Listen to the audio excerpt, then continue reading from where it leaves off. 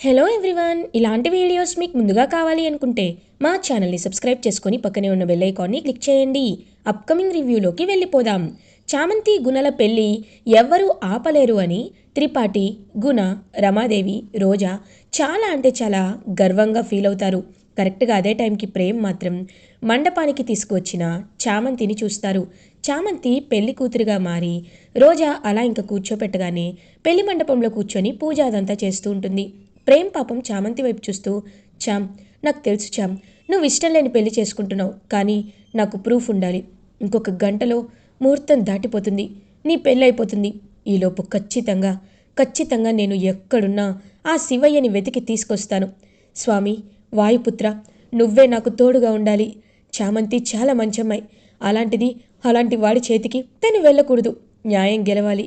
నువ్వే న్యాయం వైపు ఎప్పుడు నిలబడతావు కదా, నా వైపు కూడా నిలబడు వాయుపుత్ర అని మనస్ఫూర్తిగా కోరుకుంటాడు ప్రేమ్. కరెక్ట్గా అలా పక్కకు తిరిగి చూసేసరికి ప్రమీల, ఎవరైతే బాలరాజు వాళ్ళ వైఫ్ ప్రెగ్నెంట్ లేడీ ఉంటుందో, ఆవిడ నడుచుకుంటూ వస్తుంది. ఆవిడ్ని చూసి ప్రేమ్, మీరు ప్రమీల గారు కదా అని అడుగుతారు. అవును బాబు, నేను ప్రమీలని. ఇదిగో చామంతి నాకు న్యాయం చేస్తానని మాటిచ్చింది. అలాంటిది నన్ను చంపాలనుకున్నా వాడినే పెళ్లి చేసుకుంటుంటే చూసి నన్ను నన్ను ఇంత అన్యాయం చేస్తావా అని ఆఖరి నిమిషంలో అయినా గుర్తు చేయడానికే వచ్చాను బాబు అని అంటారు.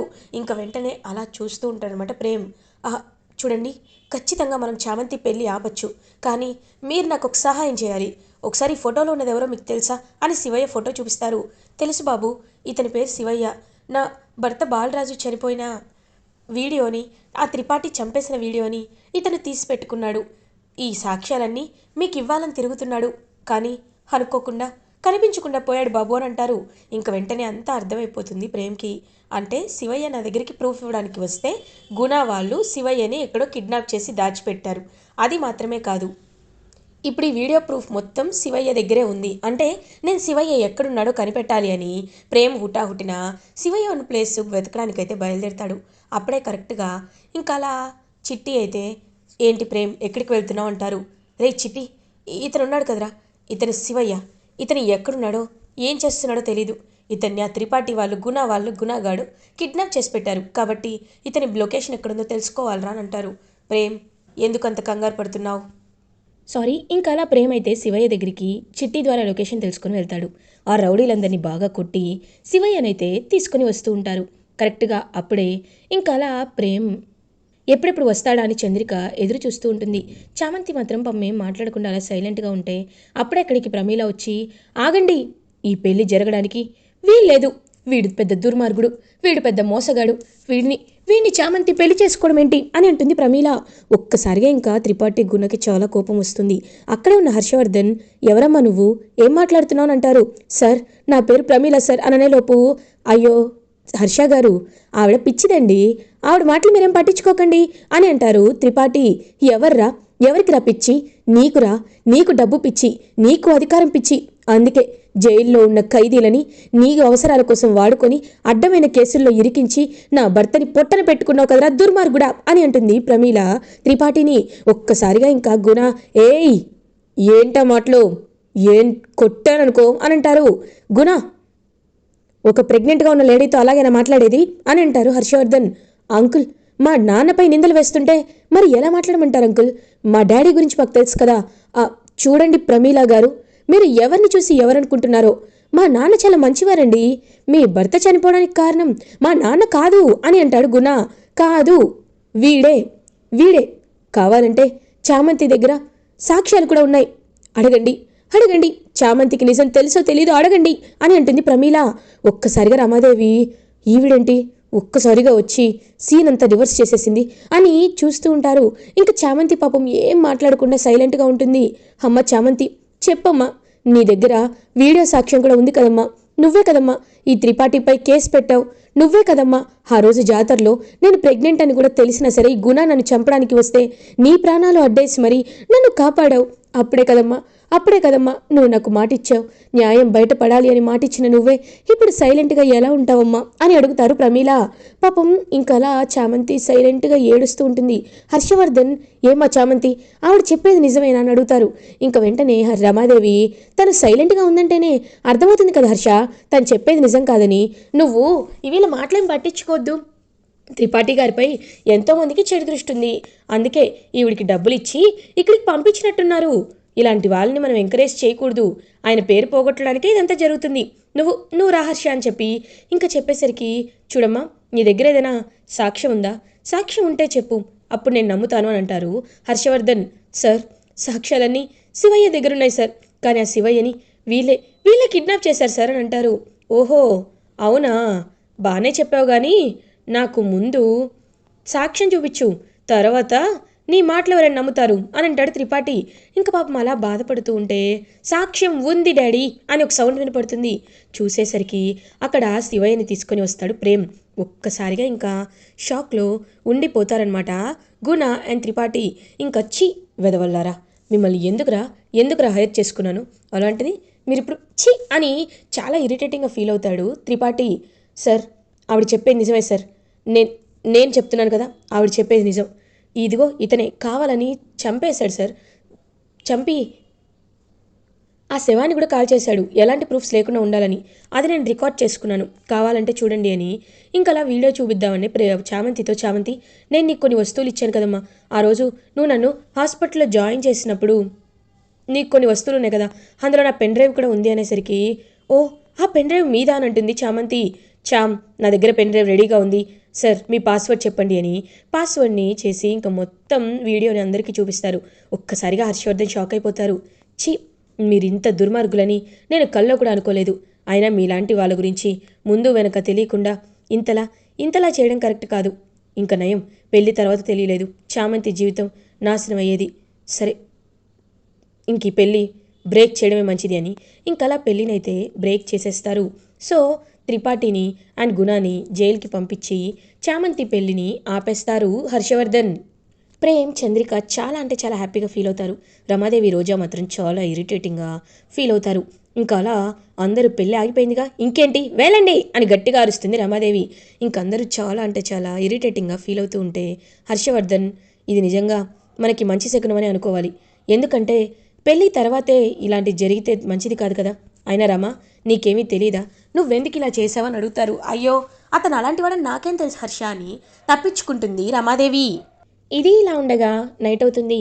చామంతి పాపం చాలా హ్యాపీగా ఫీల్ అవుతూ త్రిపాఠి జైలుకు వెళ్ళినందుకు ఎంతో హ్యాపీగా ఉంటుంది.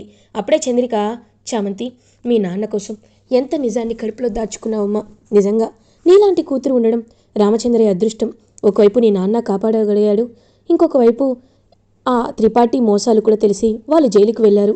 ఇక నీకు ఎలాంటి అడ్డు లేదు, నువ్వు ప్రేమ్ హ్యాపీగా ఉండొచ్చు అనేసరికి, లేదత్తా, ముందు నా గోల్ నేను లాయర్ అవ్వడం, నేను లాయర్ అయిన తర్వాతే ఏదైనా చేయాలనుకుంటున్నానత్తా అని పెళ్లి చేసుకోవాలనుకుంటున్నానని అక్కడి నుండి వెళ్ళిపోతుంది చామంతి. ఎందుకు చామ్ ఇలా మాట్లాడుతుంది? పెళ్లి చేసుకుంటే తప్పేముంది? చామ్ మనసు ఖచ్చితంగా మారుతుంది, నాకు ఆ నమ్మకం ఉంది అని దూరం నుండి చూస్తూ ప్రేమ్ అనుకుంటాడు. ఇది ఇలా ఉండగా రమాదేవి చాలా ఇరిటేటింగ్గా ఉంటే చంద్రిక, అమ్మగారు జ్యూస్ అని తీసుకువెళ్తారు. అప్పుడే రోజా అక్కడికి వస్తుంది. ఏదో ఉంది ఈ చంద్రికకి, రమాదేవి ఎందుకు భయపడుతుంది? నా విషయంలో తను ఎక్కువ ఎక్స్ట్రాలు చేసినా నన్ను సైలెంట్ చేసేసింది. పోనీ ఈవిడ వరకు వస్తే గానీ తెలీదు అనుకుంటే, ఈవిడ విషయంలో ఆవిడ ఓవర్గా మాట్లాడినా సైలెంట్గానే ఉంటుంది. ఒక పని మనిషికి ఇంత ప్రియారిటీ ఎందుకు ఇస్తుంది? ఖచ్చితంగా ఏదో ఉంది, అది నేను తెలుసుకోవాలి అని ఇంకా దొంగచాటుగా వింటూ ఉంటుంది రోజా. అప్పుడే ఇంకా రమాదేవి, నాకు జ్యూసే వద్దు, తీసుకెళ్ళావు అని అంటుంది చంద్రికతో. అదేంటమ్మగారు, మీరు సరిగ్గా భోజనం కూడా చేయలేదు కదా, జ్యూస్ తాగండి అని జ్యూస్ ఇస్తుంటే, ఏయ్ ఏంటి, చామంతి పెళ్ళాగిపోయిందని నన్ను వెక్కిరించడానికి, ఎగతాళి చేయడానికి వచ్చావా అని అంటుంది రమాదేవి.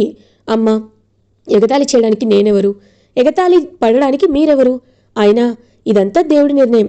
ఎవరికి రాసిపెట్టి ఉంటే వాళ్ళకే పెళ్లి జరుగుతుంది, ఎవరికి రాసిపెట్టలేకపోతే ఎన్ని చేసినా వాళ్ళ పెళ్లి జరగదు. ఈ చిన్న విషయం మీకు తెలీదా అని అంటారు. తెలుసు, అంతా తెలుసు.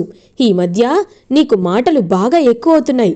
మన మధ్య ఉన్న అగ్రిమెంట్ గురించి మర్చిపోయావా అని అంటుంది రమాదేవి.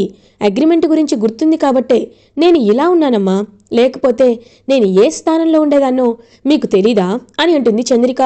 మాటలు కట్టిపెట్టు. అయినా నువ్వు చామంతి ప్రేమలకి పెళ్లి చేయాలనుకుంటున్నావేమో, అది జీవితంలో జరగదు అని అంటారు. జరుగుతుందో జరగదో అది భవిష్యత్తు బట్టి ఉంటుంది. కానీ ఒక్కటి గుర్తుపెట్టుకోండి, నాలాగే చామంతి జీవితాన్ని కూడా నాశనం చెయ్యాలనుకుంటే మాత్రం ఈ చంద్రిక చూస్తూ ఊరుకోదు అని గట్టిగా వార్నింగ్ ఇస్తుంది. హేయ్ అనేటప్పుడు ఏయ్ అని గట్టిగా అరుస్తుంది చంద్రిక. చూడ్రమా, అగ్రిమెంట్ విషయంలో ఇంకొక్కసారి నువ్వు తప్పు చేసినా నేను ఏం చేస్తానో నాకే తెలీదు అని గట్టిగా చెప్పి అక్కడి నుండి వెళ్ళిపోతుంది చంద్రిక.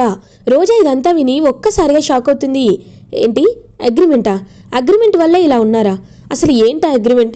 ఎక్కడుంటుంది అగ్రిమెంట్? ఖచ్చితంగా రమాదేవి ఇంతలా గడగడ వణుకుతోందంటే అందులో ఏదో రాసుంటుంది. ఆ అగ్రిమెంట్ ఎక్కడుందో ఖచ్చితంగా చదవాలి అని రోజా గట్టిగా డిసైడ్ అవుతుంది. ఇది ఇలా ఉండగా మార్నింగ్ అవుతుంది. ప్రేమ్ తన షాప్కి బయలుదేరుతుంటే చామంతి, బాబు బాబు ఇదిగోండి బాబు, మీకంతా మంచి జరగాలి, ముందు స్వీట్ తినండి అని అంటారు. అదేంటి చామ్, నువ్వు కూడా నాతో పాటు రావాలి కదా అని అంటారు. నేనెందుకు బాబు అని అంటుంది. చామ్, ఇవాళ 1 crore డీల్ చేసుకుంటానని ఆ రోజు మనకి కాంపిటీషన్లో చెప్పారు, గుర్తుందా? ఫ్యాషన్ షోలో ఆ క్లయింట్ ఇవాళ మన ఆఫీస్కి వస్తున్నారు. నా పక్కన నువ్వు కూడా ఉంటేనే కదా నాకు లక్కీగా ఉంటుంది, రా చామ్ అని అంటారు. అంటే బాబు ఆలోచించద్దు చామ్, రా వెళ్దాం అని ఇంకా చామంతి ప్రేమ్ అలా ఇద్దరు షాప్కి బయలుదేరుతారు. వాళ్ళిద్దరూ కలిసి వెళ్ళడం చూసి పాపం ఎంతో హ్యాపీగా ఫీల్ అవుతారు చంద్రిక. రమాదేవి మాత్రం నాకు ఆఫీస్లో అర్జెంట్ పనుంది, నేను వెళ్ళొస్తాను అని రమాదేవి వెళ్ళిపోతుంది. ఇంకా రోజా ఏమో ఈవిడ వెళ్ళిపోయింది కదా, ఒకసారి వెళ్ళి లాకర్ చూస్తాను అని రమాదేవి రూమ్లోకి వెళ్ళి సీక్రెట్గా లాకర్ని ఓపెన్ చేస్తూ ఉంటుంది. రోజా లాకర్ ఓపెన్ చేసి అగ్రిమెంట్ చూస్తుంది. ఇది చామంతి అగ్రిమెంటు, ఇది చంద్రిక అగ్రిమెంట్ అని ఈ చంద్రిక అగ్రిమెంట్ని చూస్తుంది. చంద్రికకి హర్షవర్ధన్కి పెళ్ళి అయ్యింది అని, కానీ ఆ సంబంధం ఎప్పుడూ బయట పెట్టకూడదు అని, పని మనిషిగానే తన ఇంట్లో ఉండాలి అని క్లియర్గా అందులో రాసి ఉంటుంది. ఒక్కసారిగా అగ్రిమెంట్ చదివిన రోజా షాక్లో ఉండిపోతుంది. అంటే మావయ్య గారి ఫస్ట్ వైఫ్ ఈ రమాదేవి కాదా? ఈ చంద్రికనా? ఇంత వేల కోట్లకి తను కూడా ఒక భాగమే అయ్యుండి ఎందుకు మరి పని మనిషిలా ఉండిపోయింది? అసలు ఈ అగ్రిమెంట్ని ఎందుకు రాసుకోవాల్సి వచ్చింది? మావయ్య గారు చంద్రికని కాకుండా ఈ రమాదేవిని ఎందుకు పెళ్లి చేసుకున్నారు అని షాక్లో ఉండిపోతుంది రోజా. ఇది ఇలా ఉండగా ప్రేమ్ చామంతి ఇద్దరు షాప్కి అయితే రీచ్ అవుతారు. ఇంకా షాప్లో క్లయింట్ వెయిట్ చేస్తూ ఉంటారు. Hello Prem, I'm too fast అని అంటారు. ఓ పర్లేదు సార్, యాక్చువల్లీ మాకే లేట్ అయింది సార్. ఇదిగోండి మీరు ఈ ట్రెండీ డిజైన్స్ చూడండి, వీటిలో ఎలాంటి డిజైన్స్ కావాలన్నా మాడిఫై చేసి నేను ఇస్తాను సార్ అని డిజైన్స్ అన్నీ చూపిస్తారు. ఈ డిజైన్స్ని ఇలా చూస్తుంటే కొంచెం అర్థం కావటం లేదు ప్రేమ్, మీ టీం మెంబర్ ఉంది కదా చామంతి, తను ఒకసారి ట్రై చేసి తీసుకురమ్మను అంటారు. ఇంకా చామంతి ఒక్కొక్క డిజైన్ని ట్రై చేసి అలా నడుచుకుంటూ వస్తూ ఉంటే నైస్, చాలా బాగున్నాయి, ఓకే నేను ఈ డీల్ని ఈ 1 వీక్లో కంప్లీట్ చేస్తాను, మీరు నాకు 1 lakh కాపీస్ ఆర్డర్ యాక్సెప్ట్ చేస్తే నేను మీకు చెక్ పే చేసేస్తానని చెప్పి ఇంకా అలా ప్రేమ్కైతే షాప్లో అంచెలంచెలుగా ఎదుగుతూ ఉంటాడు. ఇది ఇలా ఉండగా రామచంద్రయ్య జైల్లో ఉంటే రామచంద్రయ్య దగ్గరికి హర్షవర్ధన్ వస్తారు. హర్షవర్ధన్ చూసి అయ్యగారు అని రామచంద్రయ్య పాపం చాలా హ్యాపీగా ఫీల్ అవుతారు. రామచంద్రయ్య, నువ్వు చేసిన మేలే నన్ను ఈ స్థాయిలో నిలబెట్టింది అని నేను ఎప్పుడూ మర్చిపోలేను. కానీ ఒక్కటి మాత్రం నిజం, చామంతి చాలా అంటే చాలా మంచి అమ్మాయి, నీ కూతురిగా ఉండాల్సిన అన్ని అర్హతలు చామంతికి ఉన్నాయి. నిజంగా చామంతి నీ వల్ల తన పెళ్ళినే వేరే ఒకరితో చేసుకోవాలనుకుంది. అలాంటి చామంతికి మంచి జీవితాన్ని ఇవ్వాలి, అందుకే చామంతిని పెళ్లి చేయాలి అనుకుంటున్నాను. కానీ చామంతి పడుతున్న బాధను చూసి తన్ని పెళ్లి చేసుకుంటావా అని అడగలేకపోతున్నాను. అందుకే నువ్వే చామంతికి చెప్తే తనకి ఇంకొక మంచి సంబంధం చూస్తాను అని అంటారు హర్షవర్ధన్.